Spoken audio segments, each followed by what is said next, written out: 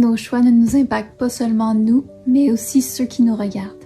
Dans 1 Corinthiens, chapitre 8, versets 10 à 13, il est écrit « En effet, si quelqu'un te voit, toi qui as de la connaissance, assis à table dans un temple d'idoles, lui qui est faible, ne sera-t-il pas encouragé dans sa conscience à manger des viandes sacrifiées aux idoles?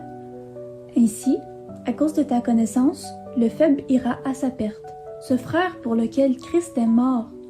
En péchant ainsi contre les frères et sœurs et en blessant leur conscience, qui est faible, c'est contre Christ que vous péchez.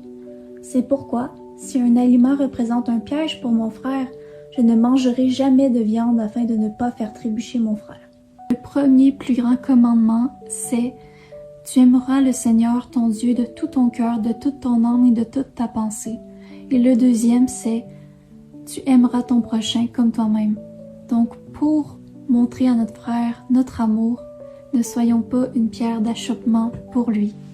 Un exemple auquel ça me fait penser, c'est si par exemple tu as un ami chrétien qui lutte avec une addiction, comme par exemple l'alcool, et que vous allez à un endroit et que toi tu bois de l'alcool devant lui, mais tu sais qu'il est en train d'essayer d'arrêter ça parce que pour lui l'alcool devient facilement un idole, et bien ici Paul nous dit que c'est mieux de juste pas prendre d'alcool, même si toi t'as aucun problème d'addiction avec ça, tu peux juste boire un verre puis ça c'est bien correct.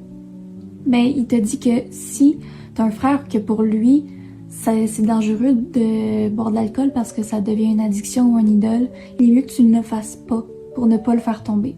Je t'invite donc à prier Dieu et de lui dire « Seigneur, aide-moi à être un bon témoignage pour les autres. »